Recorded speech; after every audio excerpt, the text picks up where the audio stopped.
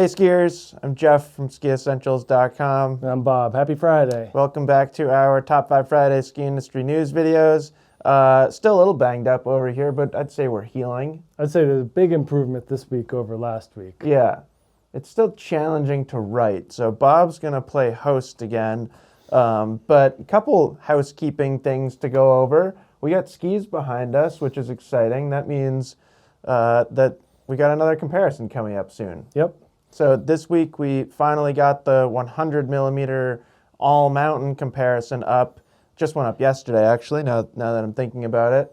And then from here, I think we've mentioned it several times, but we're going to move into the mid 80 millimeter range.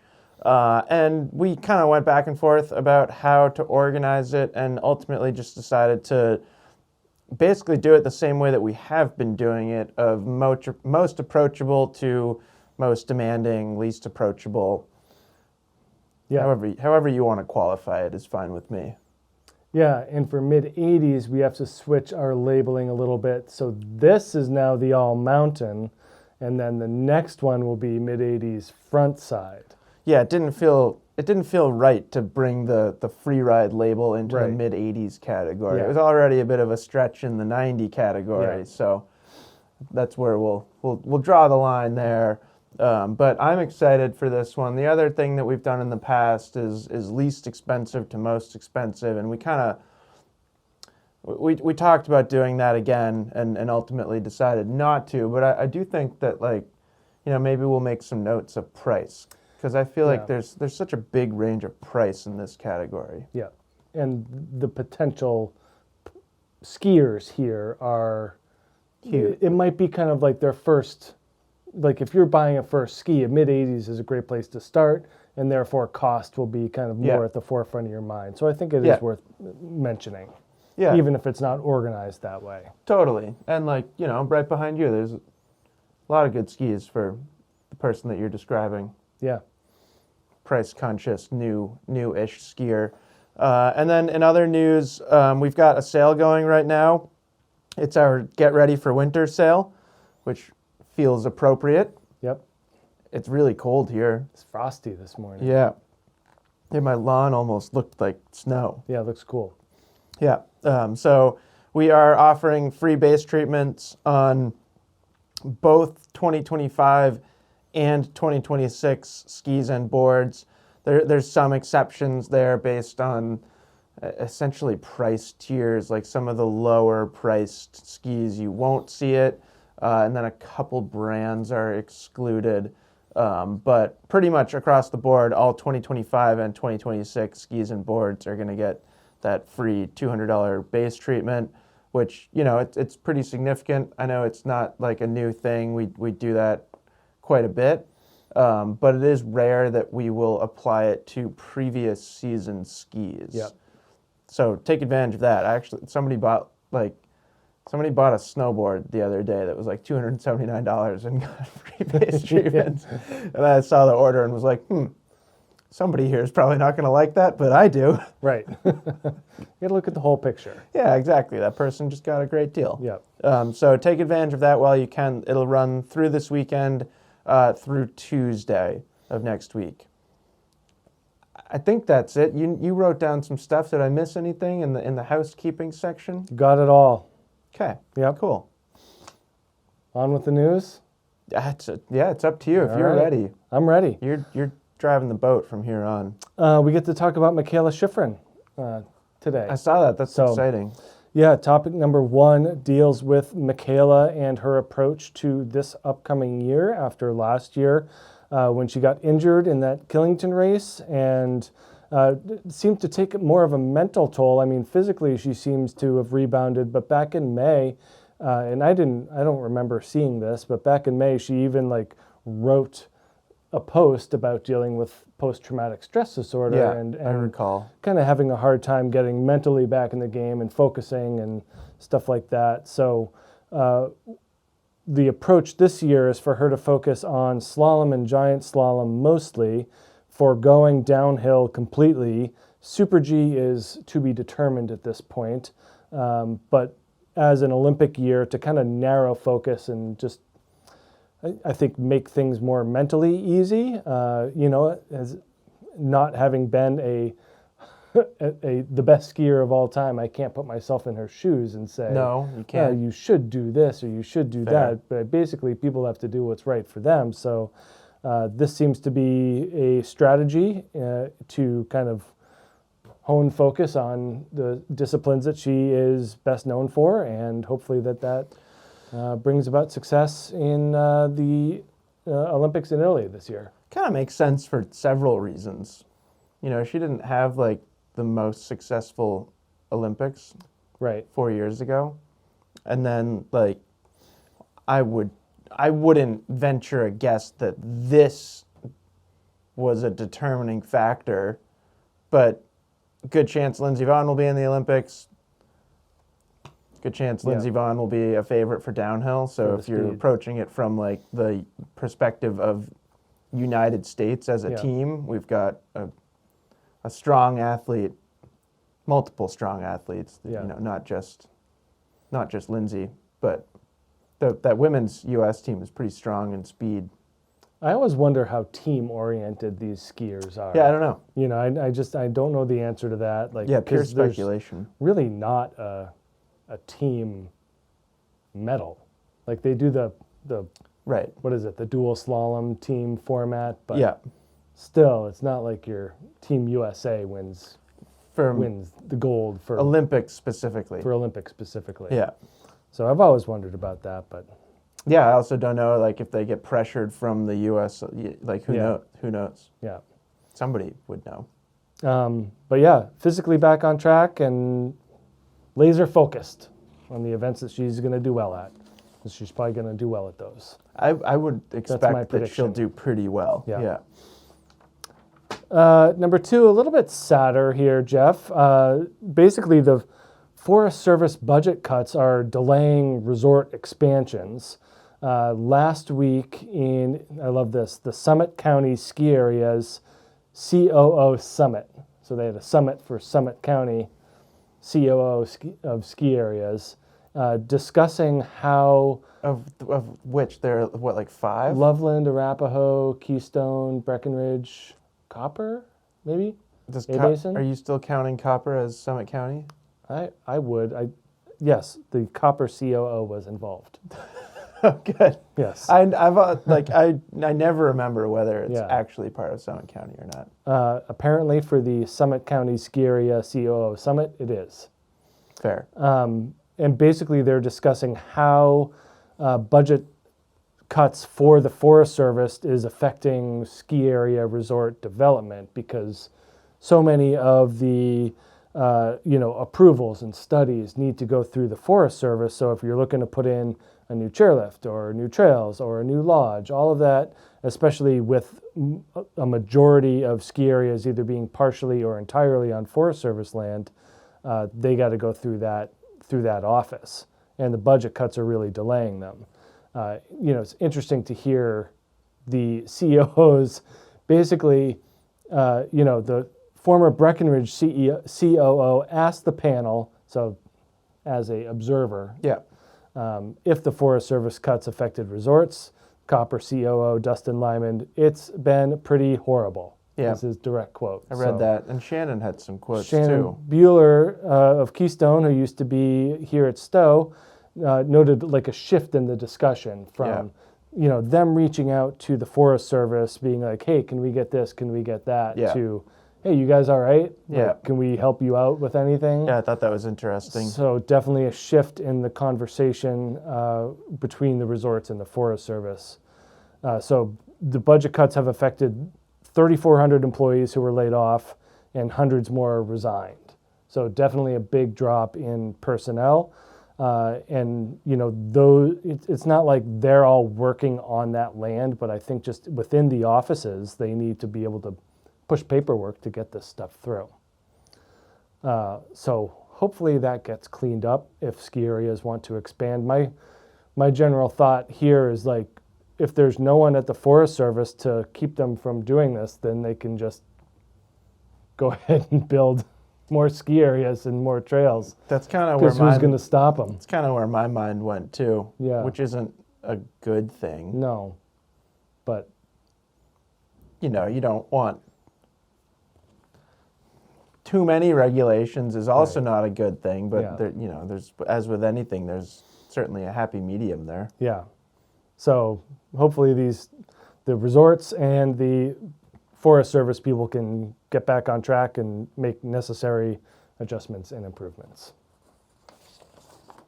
You want to talk about Oregon insurance again here, Jeff? I think me and Matt talked about it when you were away. I don't think I have a choice. I think we're just talking about We're going it. to talk about it. So, you know, the lack of insurance companies that are serving up these resorts with policies is Is there down still to just one, right? down to one. Yeah. And to no one's surprise, they are raising their premiums. So Timberline Lodge has elected, or they've been forced to pass these increases along to pass holders and ticket buyers. Yeah, do we get a number of the increase? Not on the pass prices and ticket increases, but I have numbers on premiums. I don't Okay. think it's going to be a direct correlation. But insurance premiums went up 166% last year. They've gone up 586% over the past 5 years, during which their deductible has gone up 1,000%. So pretty significant increases in insurance money. You know, I don't those are big. I don't big think numbers. that they're going to increase their day tickets by 166% Or 1,000. or 1,000, but Like, yeah, we certainly- got to cover our deductible. Yeah, totally. And just again, just a sticky situation with one insurance company. You know, it's just a very thin thread that they seem to be hanging on by. Yeah. Yeah, not great. No, and you know, just the fact that liability waiver, you know, doesn't seem to be worth as much as people think it's worth. Yeah. But it's, the resorts, the areas, the people that are using the waivers. I mean, even like as a skier, like my perception of it has changed. right. Like, not that I certainly don't think that if I got hurt on a mountain, I would be quick to sue anybody. But it's No. certainly like interesting. You know what I mean? Yeah, but I don't think it takes a lot, you know. So this No, I agree. Yeah. the lady that fell off the chair at Crested Butte, I think, got $25 million or something like that. 15 know. or 20. I mean, it doesn't matter if it's 15 or 25. It's a ton of money Yeah. for one person falling off a chairlift. Not to minimize that person's experience, but at the I same mean, time, it makes me like wonder. Like, I skied off a green circle crossover trail Yeah. and snapped my femur in half and hit my head and almost died. yeah, Like, with that, you know, like, could you argue that like there should have been like bee netting right there? Like, Yeah, I mean, don't you know. could It's argue that. It's very interesting. you could argue that. And what seems to be happening is that juries are now taking these more as a case by case basis. Yeah. And they're operating on a sliding scale. Like, sure, maybe there should have been one sign, but we're not going to cover your entire pain and suffering. Here's $5,000. You know, or this person grossly misoperated this chairlift and you fell off and got paralyzed. Yeah. You know, that's different. So yeah, it'll be interesting to see how much of that influence, especially of that sliding scale of case by case basis, comes into play. It was also 100% my fault. So, you know, just thought it was Yeah. an interesting example of like I mean, where you draw the line. It's a sketchy sport. Yeah, you've got like 5 foot long wooden and metal sticks on your Yeah. feet, and you just point them downhill and go. And like we've talked about before, I'm amazed that they even let people go skiing. That they will let you rent skis, buy a ticket, and put you on a chair and take you to the top of a mountain. It's one of my favorite conversations. and say, have at it. You have no test to pass. There's or- more restrictions to riding a roller coaster. Yeah, Like, you know, at least they've got Yeah. the height thing. right. Not the ski Doesn't area. matter at all with Yeah. skiing. I'm just blown away that they allow people to go skiing. Yeah. No, it is wild. Yeah. And it's also like, I mean, while we're on the topic, it's also pretty impressive that you don't see people in really bad situations more often. Like every once in a while it'll happen. Yeah. Or, maybe more than every once in a while where you'll see somebody like with their skis off walking down the slopes, Yeah. like sometimes pretty upset. Yeah. But like, it's not like that's a third of the people or. It depends on the timing. Early season, that number is No, I know. way up. But when you start to think about it and you start to like kind of talk about it in that through that lens that Yeah. you bring up, like it I don't know, it often makes me think like, I can't believe this doesn't happen more often. Right. And I always try to think of a similar activity that you can do that requires no skills or regulation. It's like you can't just go scuba diving. Yeah, no, that's know, like- that's a good contrary example. Probably the best example in a similar sense would be downhill mountain biking, Yeah. which is equally as like terrifying that Yeah. they just like let anybody rent a bike and a full face helmet and like, here you go. Right. Here's a chairlift. Right. Good luck. And like to your example, I feel like a double diamond mountain bike trail is considerably more dangerous than a double diamond ski trail. I think that's your perception as a talented skier and a less talented mountain biker. Because I mean, you can go back and forth on these things all the time of like which one is more dangerous. I think a lot of people feel like downhill mountain biking is more dangerous, but I don't know that that's actually true. Dirt and rocks are harder than snow, which is, the injuries are different. Yeah. I don't know. Like horses. Do they just let you if I just went to a horse rental place and got on a horse, do they let you do that? Hey, I've never ridden a horse before. I'd like to. I'll take that one. I'll take that one. I can ask my mom. Yeah. She would know the answer to that question. My instinct is like no, but probably some places you can. Yeah. I don't know if there are any like horse rental laws. Also, do you rent a horse? I don't know. Is that the proper? It feels weird to Yeah. rent a horse. Like I can't rent a cat. I'm renting my cat. All right. Apparently, you can rent cats. Yep. Well, good luck to Oregon. Which meatball? Yeah. He's a little more expensive of a cat. He's the premium that's cat. a higher rate. Yeah. Yeah. Okay. But yeah, good luck to Oregon. Good luck to us all. Yeah. Good way to end. Yeah. Number 4, Jeff, goats and sheep are replacing mowers at Jay Peak. Yeah, pretty they're cool. They're eating the ski trails. Yeah, I saw that. I saw the news article. A lot of people have been talking about The it. video on WCAX. It was great. Kind of seems like a no-brainer. Yeah. I have Or some thoughts on Are you going to this. present downsides? I'll present some downsides. Oh, fun. So Magic Mountain in Vermont did this last year. They are using kind of a GPS collar-based thing where they get too far from the central location. You know, it's kind of like an invisible fence that moves with the herd. And Jay Peak now picked it up this year. Cloud Brook Grazing of Barnett, Vermont is the sponsoring grazery, I guess. I don't know, the farm. Okay. And they are mixing sheep in it with it this year, which I found interesting. Did you know that goats prefer the sturdier growth like goldenrod and small woody objects, while the sheep like the grass, the softer grass? You know, I actually did know that. Yeah. I mean, goats will eat anything. Yeah. My question is, how much of it will they eat, and how good of a job are they going to do?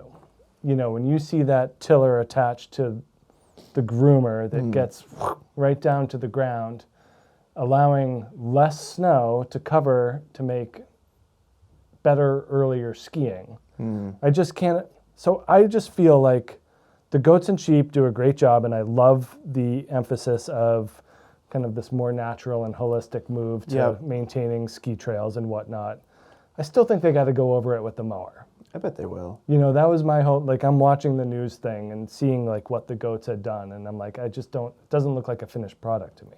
I bet they'll at least spot mow. Yeah. And it's not like they just release this herd and they just go vroom and take the whole trail down to the base.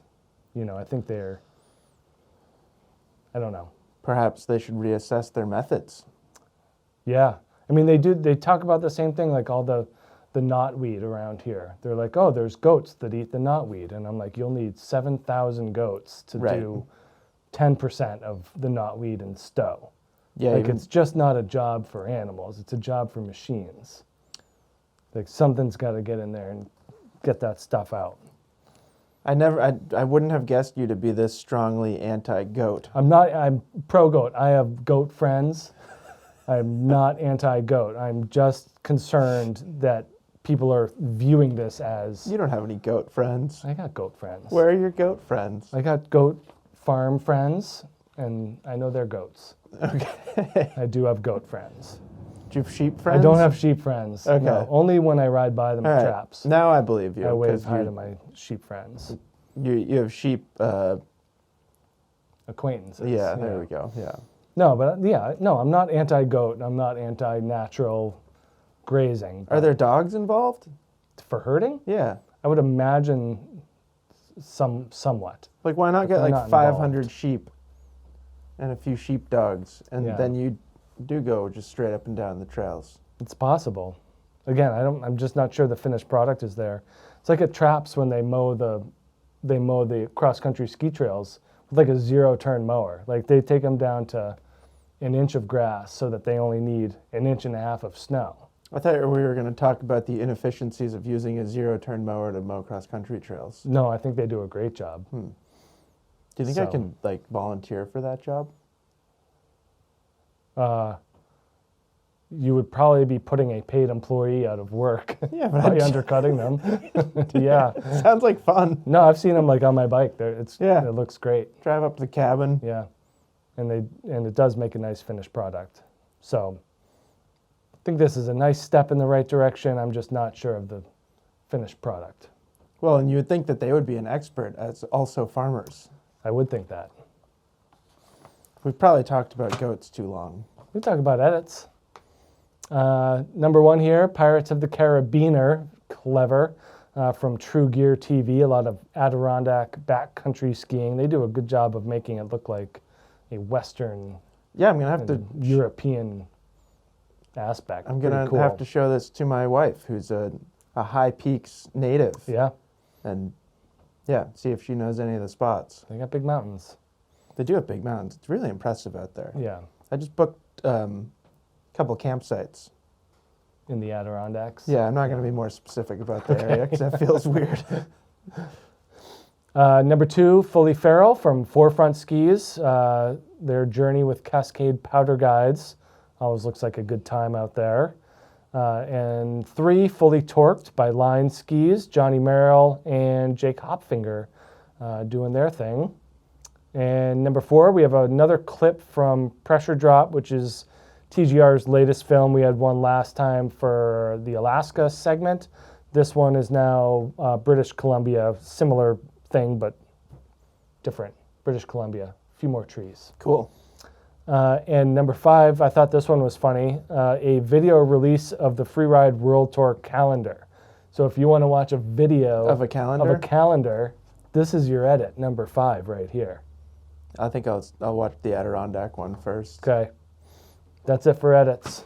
Okay, thanks, Bob. Yeah? That was pretty good. Oh, yeah. Anything else you want to talk about? I don't think so. No?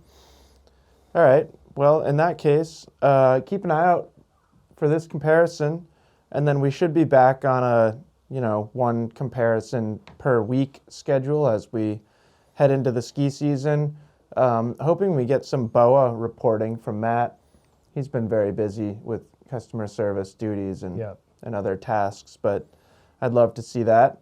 So yeah, keep an eye out for that as well. Take advantage of the Get Ready for Winter sale, and then also join me in wishing Bob a happy birthday. Happy birthday, Bob. Today's the day. Thanks. I asked if I could get him a birthday hat, like a party hat to wear in Top 5 Fridays, and he said no. So I respected that. I also thought about getting like a banner. Like in the office, it is your birthday. Yeah, I heard. Yeah. Yeah. That one might be hard to find. Yeah, I didn't have time to like go buy all the letters and make my own custom. that's fine. So, yeah, wish Bob a happy birthday. Hope you enjoy your birthday activities this evening. Yep, heading to Williston, going to Jersey Mike's.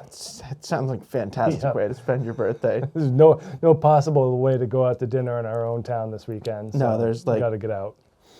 There's like 40,000 people in Stowe right now It's unbelievable. looking at trees without leaves on them because all the leaves fell off 2 days ago. Yep.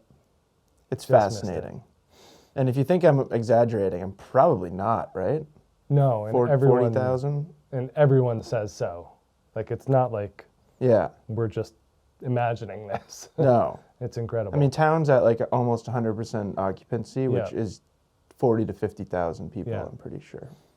So it's nuts. we go from a small town in northern Vermont with a population of what, 5,000? 4 or 5,000. 4 or yeah. 5,000, and then it balloons to 50,000. Yeah. And not to like complain, but as a general observation, and I feel like we've talked about this before, it's very different. We live in a tourist town. It's a destination town. Yeah. But it kind of feels like every other time of year when people come here, they have something to do. Like they're coming here to go skiing, or they're coming here to go mountain biking, or they're Yeah. coming here to hike. Doesn't feel like these people have anything to do. No. So there becomes more just general congestion Yeah. and like standing around. I noticed this during the eclipse traffic. Very from similar. A couple years, it was like, oh, eclipse people are foliage people. Yeah. Very interesting. And same thing, just Yeah. a general kind of standing still or Yeah. driving still Yeah. that doesn't move for weeks. It would be a great opportunity to just to like study human tendencies. Yeah.